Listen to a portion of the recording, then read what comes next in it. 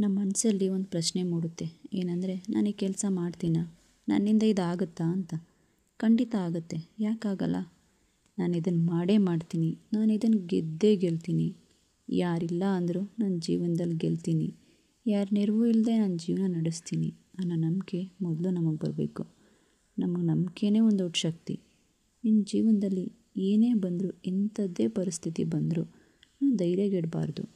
ಏನೇ ಸಿಚುವೇಶನ್ ಬಂದರೂ ಧೈರ್ಯದಿಂದ ಎದುರಿಸ್ತೀನಿ ಅನ್ನೋ ಮನಸ್ಥಿತಿ ನಮ್ಮಲ್ಲಿರಬೇಕು. ಜೊತೆಗೆ ಆತ್ಮವಿಶ್ವಾಸ ಇರಬೇಕು. ಇಡೀ ಜಗತ್ತು ನೀನು ಹೇಗಿರಬೇಕು ಅಂತ ಹೇಳಿದರೂ ನಾನಾಗಿರೋದೇ ಸಾಕು ಅನ್ನೋ ಆತ್ಮವಿಶ್ವಾಸ ನಮ್ಮಲ್ಲಿರಬೇಕು. ಆತ್ಮವಿಶ್ವಾಸ ಇದ್ದರೆ ಜೀವನದಲ್ಲಿ ಎಂಥ ಹಂತದಲ್ಲೂ ಧೈರ್ಯದಿಂದ ಮುಂದೆ ಸಾಗ್ಬೋದು. ನಮ್ಮ ಶಕ್ತಿ, ಸಾಮರ್ಥ್ಯ ಹಾಗೂ ನಿರ್ಧಾರಗಳ ಮೇಲೆ ನಂಬಿಕೆ ಇರಬೇಕು.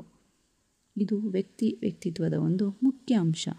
ನೀನು ನಿನ್ನನ್ನು ನಂಬಿದಾಗಲೇ ಮಾತ್ರ ಜಗತ್ತು ನಿನ್ನನ್ನು ನಂಬಲು ಪ್ರಾರಂಭಿಸುತ್ತದೆ.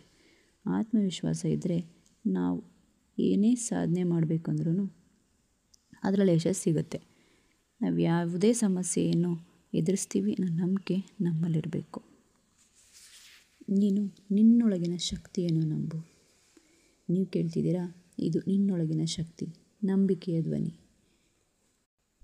ಇಷ್ಟ ಆದರೆ ಪ್ಲೀಸ್ ಸಬ್ಸ್ಕ್ರೈಬ್ ಮಾಡಿ, ಲೈಕ್ ಮಾಡಿ, ಶೇರ್ ಮಾಡಿ ಆ್ಯಂಡ್ ಕಮೆಂಟ್ ಮಾಡಿ ಗಾಯ್ಸ್. Take care.